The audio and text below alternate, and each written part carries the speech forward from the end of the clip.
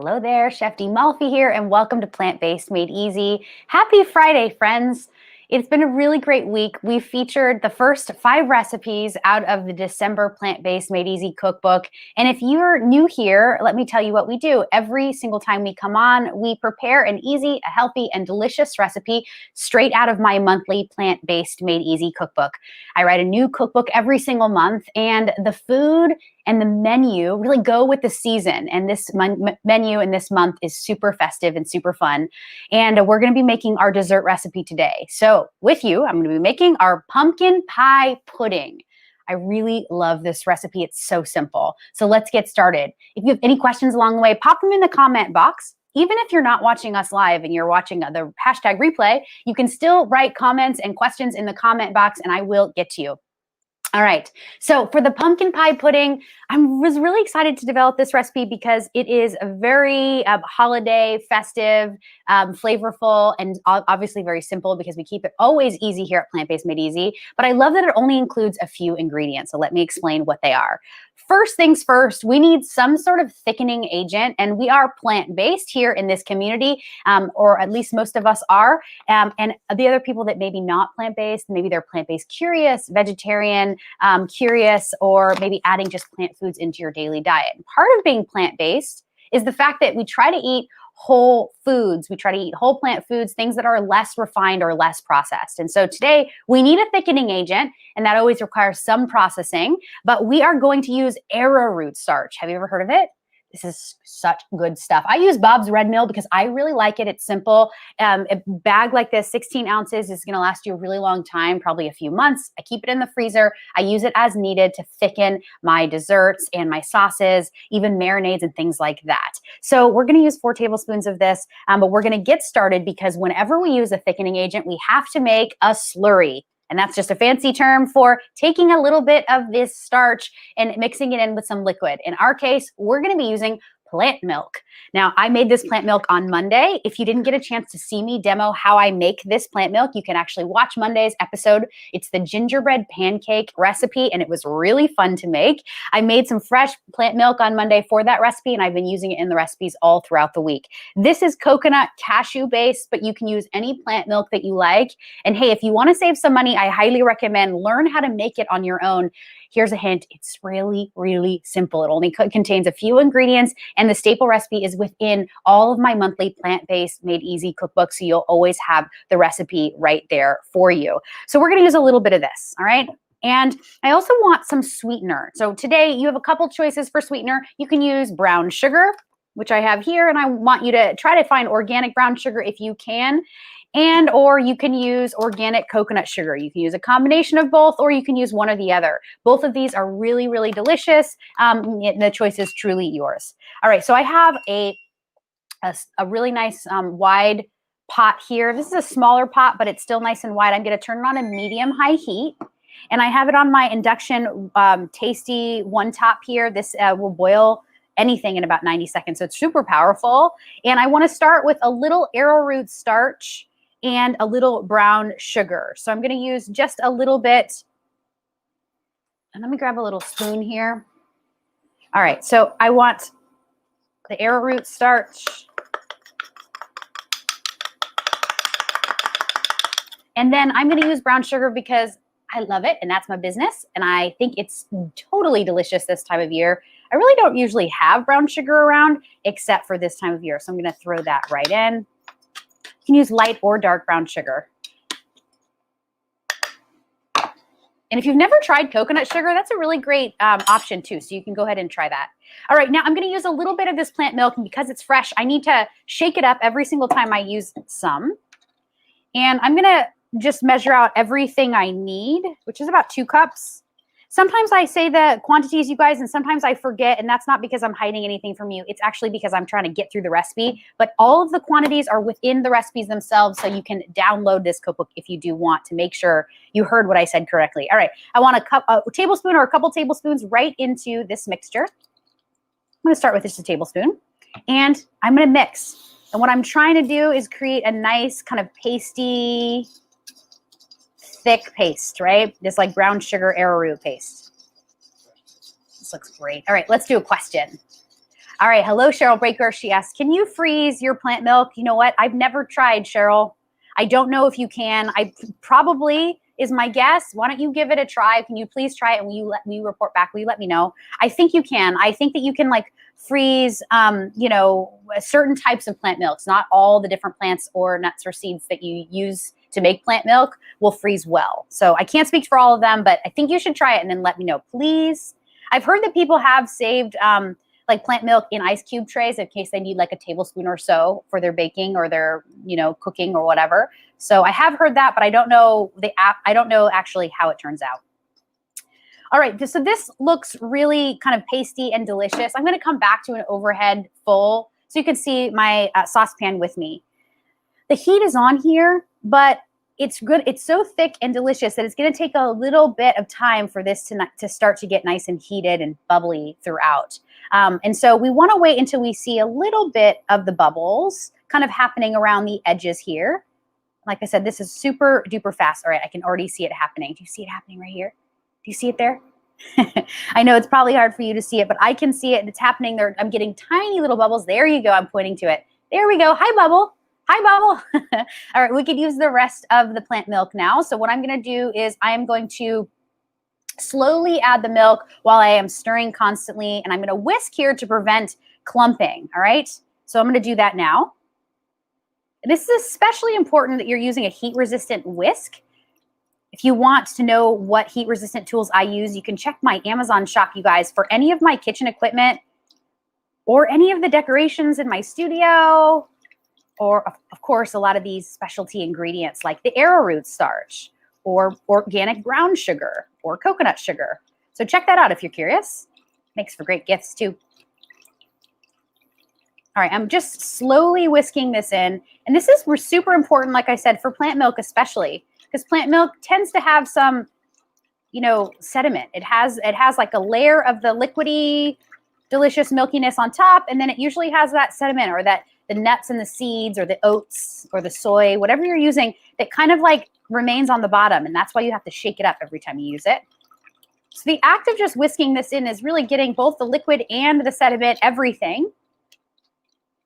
And we have it now all in.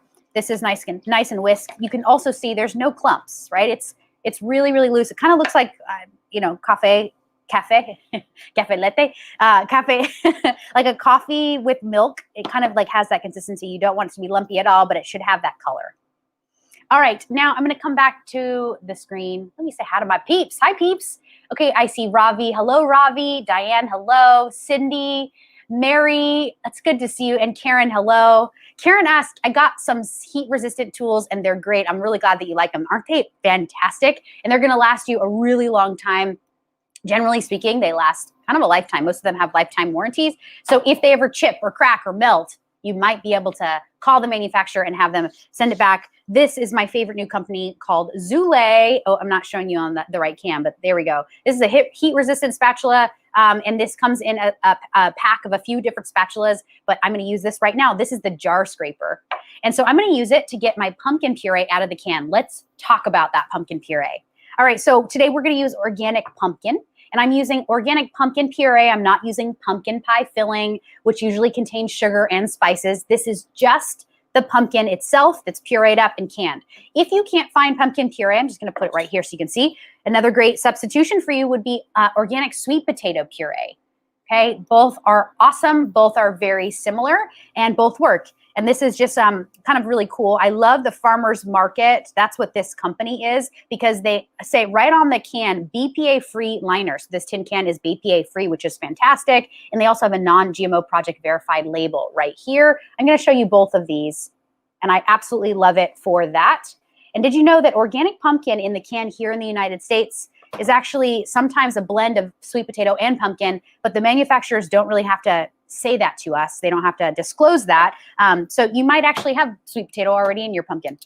All right, I'm going to use a full can, and it's about 14 to 15 ounces. Open it up. And I'm going to mix in the pumpkin puree, and then I'm going to bring this mixture back to a boil, but let's open it up and use our jar scraper first. So that's where this comes in handy. This is like a nice long spatula. You can really kind of scoop everything right in. in one fell swoop, and it like scoops out really easily and kind of cleans your can so that you're not wasting anything, getting your hands orange and messy.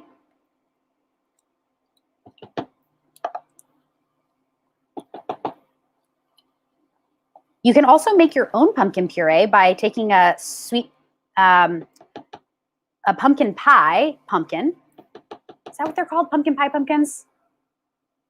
Yeah, I think that's what they're called. And anyway, any pumpkin will do, any gourd or squash will do. You can actually roast it in the oven. And as long as you get about 2 to 2 1/4 cups of puree, you can use it for this recipe and it will work just fine. So I'm just gonna whisk this in. And the goal here is everything will thicken because of that arrowroot starch. Everything will thicken nice and slow, and we want it to just kind of be, to slowly thicken up so there's no like burnt bits or sook on the bottom of our pot here. So just kind of mix this in, whisk this. Again, I'm making sure to feel for removing all of the clumps. Simple. Oh, that's a good point. Mary, I just want to call you out for a moment. She says, ask Almond Cow if the nut milk can be frozen. That's great. We can email Almond Cow. I will ask them. Mary, I just want to say I'm grateful for you. Thank you so much for purchasing all of our cookbooks. You are amazing, and I appreciate you. I really do. And I just wanted to say that because I know that you've been with us since the beginning and you have really purchased all of our cookbooks. And thank you. I want you to know I am very grateful for you. All right, I am feeling that this is getting nice and thick and delicious. Now, it really needs to come to a boil, and that's what's going to activate the arrowroot starch to start to really thicken it up. It's thickened just slightly already because remember, we were already kind of cooking the plant milk and the arrowroot and the brown sugar kind of mixture before we added the puree. So you kind of want to bring that mixture up to a boil, then add the puree, and then bring it up to a boil again. And that act of heating the arrowroot a few times really creates like a nice, thick, really delicious pie filling. So we're going to wait till that happens. I'm going to kick up the heat here. And now let's talk about the other ingredients. We're going to add these in a second, but I want you to sort of start thinking about it. Vanilla extract or vanilla flavor. And I use alcohol-free. You can see that right here. Oops, sorry. Oops, there we go. Alcohol-free, which means that they use vegetable glycerin as opposed to alcohol. And it tends to be a little bit more flavorful. So I really like the vanilla extract that's alcohol-free. I'm also going to use a little maple syrup for sweetener, and this is totally optional. We've already actually added a little bit of the brown sugar to our recipe, or coconut sugar in your case maybe. So this is optional. This just adds a little bit of that maple flavor. And the reason we want to use brown sugar or coconut sugar, a dry sugar, as opposed to maple syrup, completely just using maple syrup instead of the sugars, is that this will make it too liquidy. We want the flavor of the maple syrup, but we're just going to add a little bit. So I'm just going to add just a touch of that. And then we want our flavor agents. We often talk about flavor agents in all of our recipes, and those are the spices or the herbs that we use to actually accentuate the flavors, to really complement with the main flavors that are happening here in this pot, which in this case is pumpkin pie flavor. And to go with that, we're going to add a little bit of cinnamon. We have ground cinnamon here, a little bit of allspice, and a little bit of nutmeg. So I'm going to show you, I use organic cinnamon, which I get from Trader Joe's, which is fantastic. And they have these great green jars of herbs and spices now. That means that it is organic. Ground nutmeg, I prefer to use nutmeg that's freshly ground. But if you need a lot, maybe it's just better to have once a year. I'll buy a jar of pre-ground, and then a little bit of allspice. There you go. And I like allspice. I don't use that much, and it's stronger flavor, so I'll get just a smaller container or jar or bottle. All right, let me just come back to this. Oh my gosh, now it's starting to get super thick. You can see it happening, right? Like all of a sudden it's starting to look, you can see that my whisk is like kind of like creating lines because of the thickness. It is really getting nice and thick. It almost has like streaks, like you can write your name in the pudding in the pot. This looks really yummy. And it smells really good too. Yum. This looks great. At this point, I just want to taste it. I want to see like what is the consistency that we're at right now, and what is it? What is the flavor? Okay, first I'm going to show you the consistency. We want it to be nappe, and nappe is a French term for it should literally coat the spoon. So peeps, we are almost at nappe. I think I'm going to just taste this. Oh, oh my gosh. That is like really, really, really good. And it like is exactly what I want. It's warm, it's pumpkin-y. It's got that delicious seasonal fall vibe.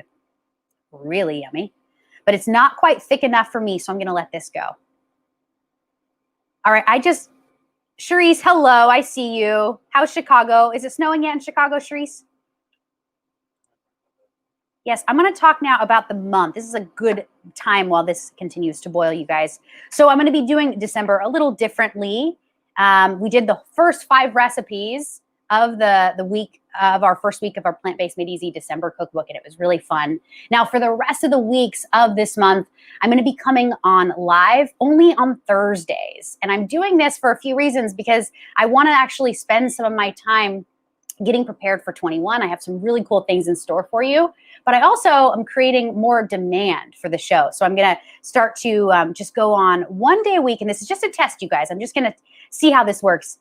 And I'd love to hear from you what your thoughts are about this as we go through it. But let me show you the calendar of our recipes for the rest of the month. Take a look at this, you guys. We have a share screen app. This is our December menu. This week, we did our gingerbread pancakes. We did our harvest veggie protein bowl. Oh, those crispy Brussels sprout tacos. Those were amazing. Yesterday, we did our fruit and nut coconut rolls or balls. Were awesome. And then today, we're doing our pumpkin pie pudding. For next week, you can see we have some amazing things in store. I'm going to be coming on Thursday when we're going to be making our savory masala French toast. Now, this is something that you do not want to miss. This is a fantastic recipe. This will be our snack day on Thursday. And then to make it really easy for you, I want you to take note of all the rest of the menu items and the recipes for next week. I just want to call your attention to our breakfast on Monday. I want you to make it on your own. Lemon poppy seed oats, they are amazing. And then check out the mushroom and herb burgers. I want you to try all of the recipes, but those are just a couple I want to call out. And then in week 3, I'm going to come on for our sweet matcha popcorn on Thursday. That's going to be really fun. You absolutely should try the wild rice and veggie soup.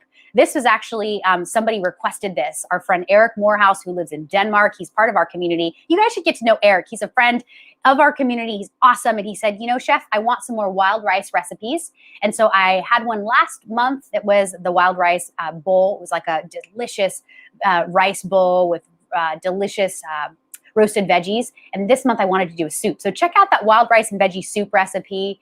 And then you have to join me for making the soft glazed pumpkin cookies on Friday, December 18th. That's what's on the menu that day, although you're going to be making them from your home, and so will I.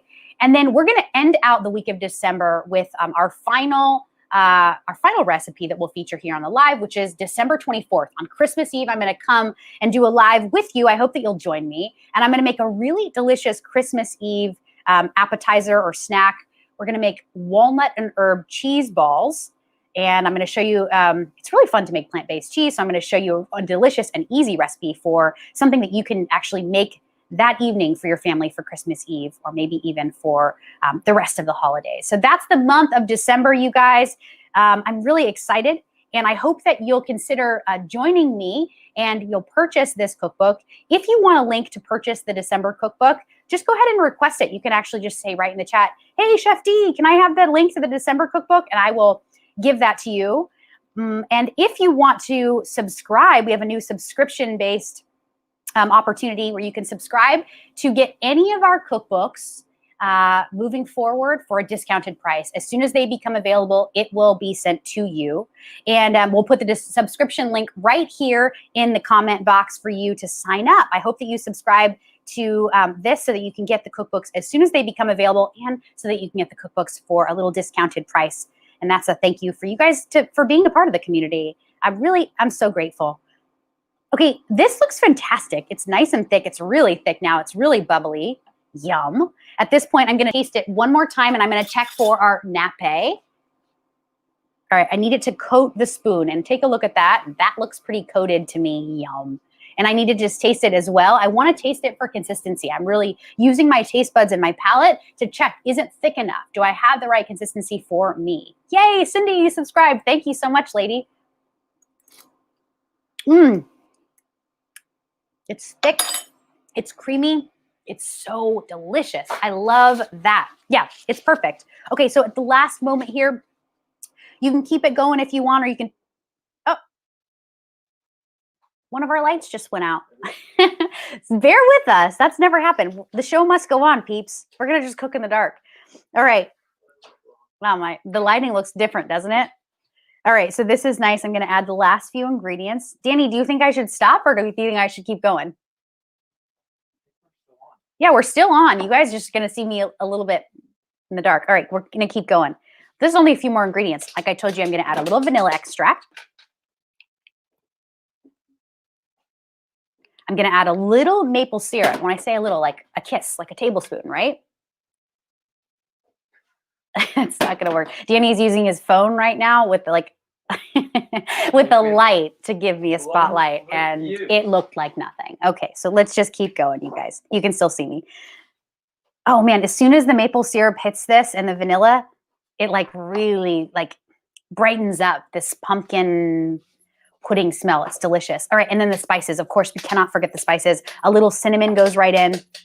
And this is what's going to make it more like full flavored. A little of the allspice goes right in. And then a little bit of the nutmeg goes right in. And I'm just going to, you don't have, it's okay, Danny. You can just keep it. You guys, we're almost done. I'm just going to, I'm literally just going to like whisk this together. I want to make sure that I have even like dots, spiced dots, not lumps, but like everything is incorporated. All the spices are not in big clumps or streaks. They're like evenly, dispersed throughout the pumpkin pie pudding. And this looks really good. Obviously the nutmeg has some bigger pieces than the cinnamon and the allspice, but looks perfect. Looks perfectly spiced to me. I'm going to grab another tasting spoon. I just want to taste for seasoning. Oh yeah. So good. All right. Yum. Do you guys mind if I open up the door so you can see it a little better with maybe some natural light? Okay, just hold on 1 second. Noise. Yay, let there be light. Okay, that's the natural light. We're going to just go with that, and we're going to wrap up. I'm going to show you how I like to just plate this. The cool thing about the pumpkin pie pudding is that you can serve this warm or cold or room temperature. I really like it warm, though. There's something about warm pudding. I used to make it a lot as a kid, like warm pudding, and I would, instead of refrigerating it, like the Jell-O box would tell me to do so, I would just eat it right out of the pot. And it was really yummy. And it kind of like, it was very heartwarming. It's very like, just like comforting, this type of recipe. And I'm going to use a ladle. I'm not going to do that.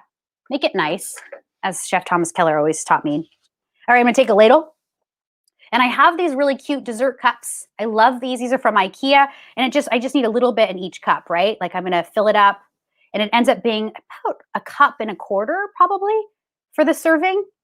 Doesn't matter though. It's all going to be really great. It's very, very fiber rich, and it's just thick and creamy and delicious, and it's not too sweet.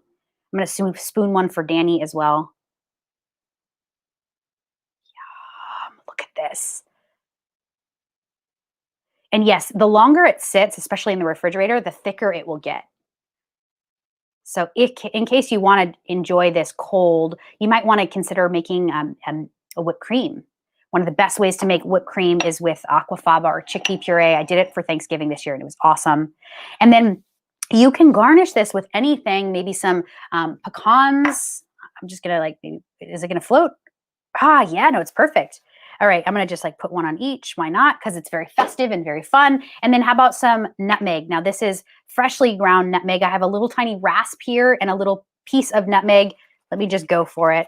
And this is just going to kind of wake the whole thing up, give it a little bit more spice. Danny, you want to try? Sure. Are you camera ready? Yeah. That's up to you, D. Yeah, I thought maybe you had your sweatshirt on your head. All right, this one's for you. That's a spoon for you. Here you go. I want you to try. Okay. But before you do, give this food a little gratitude, please. Thank you. We thank you, food. We thank you. Thank you, God. Oh my gosh. It's like soupy, but it's not soupy. It's like dessert. And it's so sweet, and it like definitely reminds you of the holidays. It definitely. Okay, I'm coming into yours. Sure. Why not? it's so heartwarming. It's so comforting, you know? It's got that like, mm, I'll even take it over here. it's a festive vibe. I like that festive flavor. Yummy. You guys try this recipe. Here it is for you. I just serve it in a little cup with a little tiny saucer, and this one is really good. I hope that you try this recipe, and as I say, always make it your own. Maybe you don't have allspice, so you can use cardamom. Whatever you do, take a photo and pop it into our Facebook group, Plant-Based Made Easy. And I want to thank you all for joining me this week. It's been super fun to start out the December cookbook with all of these amazing recipes. Try them, let me know what you think, and get in touch with me along the way if you have any questions, okay? And you guys, I'll see you next Thursday for our delicious savory masala French toast. I cannot wait. Have a wonderful weekend. I'll see you then. Peace.